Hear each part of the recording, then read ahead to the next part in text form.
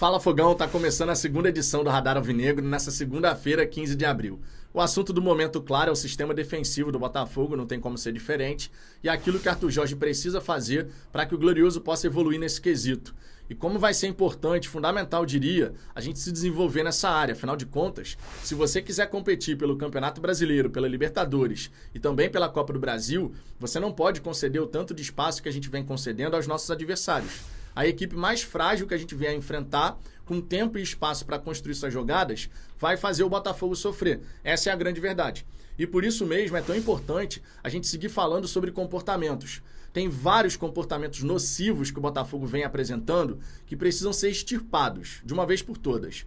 A gente não pode ter desatenção, a gente precisa ter mais intensidade nas ações defensivas, mais comprometimento tático naquilo de fazer as movimentações sem bola para cobrir os espaços, para apertar a marcação. Tem muita coisa para ser trabalhada. E Arthur Jorge, claro, sabe disso. Ele, inclusive, quando chegou ao Botafogo, mais do que estrutura tática, ele chegou falando muito sobre trabalhar comportamentos. Aquilo que vai fazer o indivíduo dentro do coletivo ser potencializado. O que vai tornar o grupo de jogadores num time competitivo de fato. Comportamentos são fundamentais. E a gente está vacilando demais nesse quesito. Vamos trocar uma ideia sobre isso. Vou apresentar para você uma análise do primeiro gol sofrido pelo Botafogo diante da equipe do Cruzeiro. Porque nesse gol, no lance como um todo, você tem uma série de exemplos do que não pode acontecer. E a gente viu acontecer em outros momentos do confronto, inclusive. Nem todos geraram gols do Cruzeiro, mas a gente realmente precisa olhar com atenção e carinho para essa situação. Independente de tempo ou não para trabalhar, é preciso corrigir. Só que antes de mais nada, Fogão, eu te convido por gentileza a deixar o seu like, a se inscrever aqui no canal. Nós estamos perseguindo aí os 45 mil inscritos. Com a ajuda de vocês, chegaremos lá. Tenho esperança de que até dia 20 de abril teremos aqui 45 mil inscritos. Espero que a gente possa alcançar esse objetivo. Então, se você não for inscrito ainda, dê essa moral, inscreva-se, porque fortalece demais aqui o nosso trabalho. Dito isso, vamos em frente. Quero começar trazendo para você aqui essa análise. Eu vou colocar uma ilustração na tela para poder explicar direitinho para você o que foi acontecendo ao longo dessa jogada que acabou culminando com um gol de empate da equipe do Cruzeiro. E aí você vai entender o porquê do Botafogo estar vacilando em vários comportamentos. Para começo de conversa, você vai ver, por exemplo, o Jefinho e o Marçal com a marcação encaixada. O Jefinho está com dele, o Marçal também, e aí os jogadores do Cruzeiro vão trocar de posição. O jogador que o Marçal estava acompanhando vai abrir na lateral e recebe essa bola. O Jefinho não pressionou o cara que estava com a bola no primeiro momento, tampouco o segundo. Inclusive, o Jefinho toma uma decisão para lá de equivocada, porque ele não marca pela frente, ele marca por trás do jogador. Ou seja, é como se ele estivesse tentando impedir o cara de passar para trás, mas o grande objetivo da marcação não é você impedir o cara de passar para o último zagueiro. É você tentar impedir que ele avance em direção à sua meta. E aí o Jefinho, nessa hora de marcar, ele simplesmente não atrapalha a linha de passe. E ao não atrapalhar a linha de passe, o Marçal, ele acaba ficando com as suas costas expostas.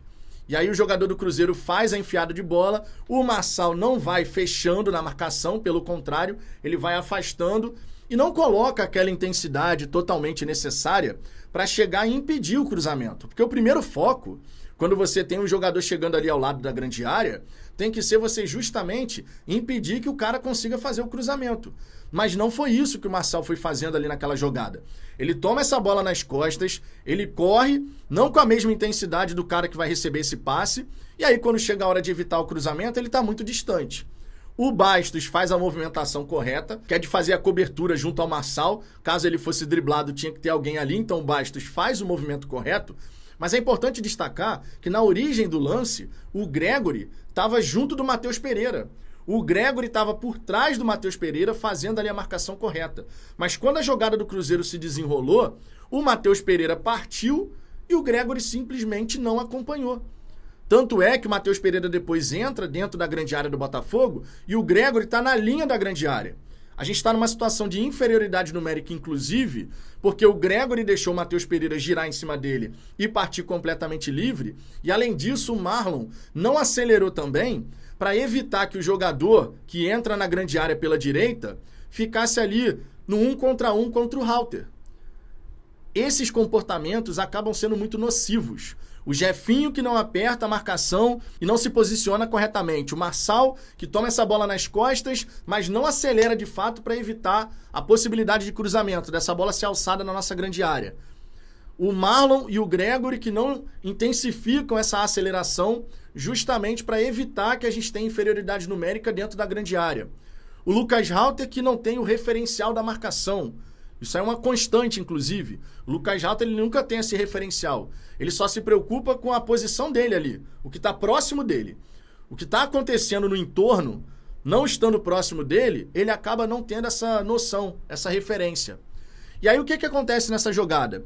Você tem um cruzamento que sai, porque o Marçal não faz esse retorno mais intenso, e dentro da grande área, com a inferioridade numérica que foi gerada, o Matheus Ponte, ele precisa fechar o Matheus Pereira e nas costas dele é justamente onde está o jogador que vai fazer o cabeceio.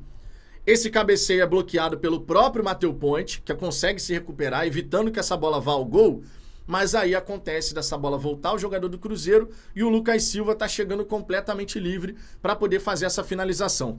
Lucas Silva, que na origem da jogada, estava completamente sozinho no meio de campo, no círculo central.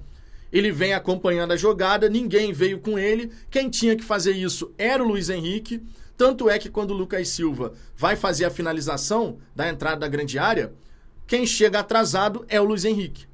Então a gente teve uma série de decisões equivocadas, intensidade de menos, falta de concentração de repente em alguns casos, e isso tudo, quando somado, quando não é um caso isolado, não é um jogador só, é a equipe que está tendo esses comportamentos.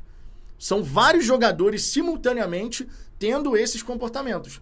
O que é que vai sobrar? Vai sobrar espaço para o time adversário fazer o gol. E foi o que aconteceu nesse primeiro gol sofrido pelo Botafogo. Mas se a gente pegar o lance do segundo gol, o lance do terceiro gol, novamente a gente vai ter comportamentos nocivos acontecendo na equipe, dando todo o espaço do mundo para que o adversário possa chegar e finalizar. Eu falei no Twitter, vou tornar a repetir aqui. Hoje, nesse momento, um bicho preguiça, na natureza, na hora de se defender de um predador, ele tem mais intensidade do que a equipe do Botafogo na hora de fazer essa movimentação sem bola. Tá sem a posse da bola, precisa se defender, precisa adotar os comportamentos corretos, defensivamente falando, mas não os adota. E aí, quando você não adota esses comportamentos nesse nível de competição, você acaba sofrendo, você acaba sendo vazado. O Arthur Jorge vai ter muito trabalho pela frente, muita coisa mesmo. Porque, afinal de contas, quando você não marca, quando você não se coloca corretamente, quando você não coloca a intensidade necessária, você facilita a vida do seu oponente. E tudo que todo time quer nesse momento, nessa atualidade do futebol, é espaço para jogar, sem ser incomodado.